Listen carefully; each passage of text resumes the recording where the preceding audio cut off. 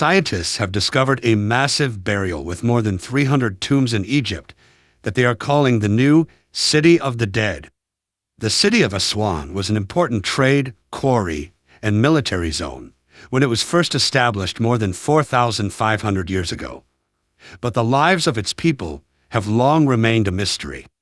The team has been working at the site for 5 years and recently uncovered 36 tombs that were reused for 900 years to include 30 to 40 mummies each, and many contain families who likely died from infectious diseases. Patrizia Piacentini, an archaeologist at the University of Milan, told DailyMail.com that the burial site spans nearly 270,000 feet and featured up to 10 terraces of ancient tombs arranged in layers on the hill near the modern mausoleum of Aga Khan III.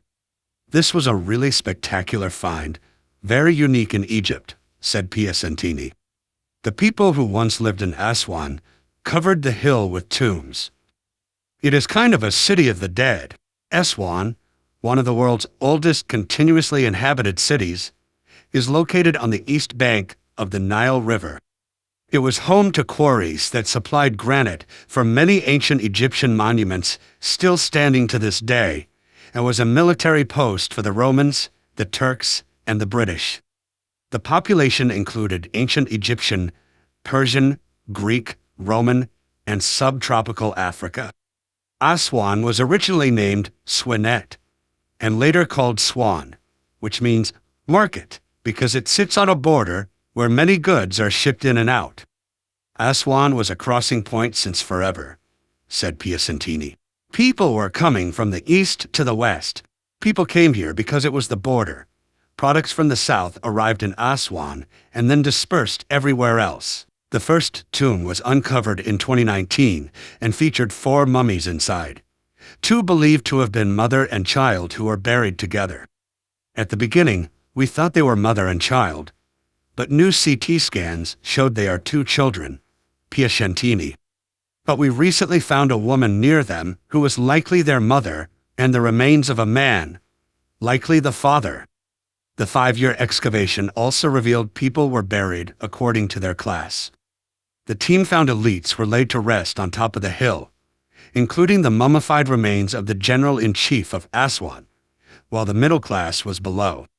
While the team has found dozens of tombs with each dig, the latest has revealed more secrets about the mysterious people who lived more than 2,000 years ago. The 36 tombs date between the 6th century BC and 9th century AD. Some of them have a casket entrance with an open courtyard surrounded by walls of milk brick, while others carved directly into mountain rock. Ayman Ashmawi, who heads the Supreme Council of Antiquities' Egyptian Antiquities Division, said studies of the mummies indicated that 30 to 40% of those buried died in their youth, as newborns or as adolescents. Among them was a mummy of a woman and child who likely died at the age of 1 or 2. Their bodies were glued to each other inside a stone coffin. Some remains were wrapped cartonnage, a paper-making material, and forms of burnt clay, stones, wooden coffins, and sacrificial tables. Piacentini told DailyMail.com that preliminary studies on the remains showed that some suffered from infectious diseases while others had bone disorders. The children suffered from anemia, malnutrition, and in some cases infectious diseases, she continued. "Some of the bones we found had clear signs of tuberculosis. Another case of amputation was also found in a woman who had her leg removed but survived." Piacentini said that the amputation, determined by a callus on her knee, was likely performed by a surgeon or doctor, considering she lived after the operation. Other mummies showed signs of chest and bowel diseases, and some women appeared to have had osteoporosis. The newly uncovered tombs contained many small families who had been laid to rest together. "We found 2 or 3 of these small groups who may have died from infectious disease," said Piacentini. Also found in the tombs were offerings, such as pottery, wooden objects, and more. Piacentini said there were a lot of objects.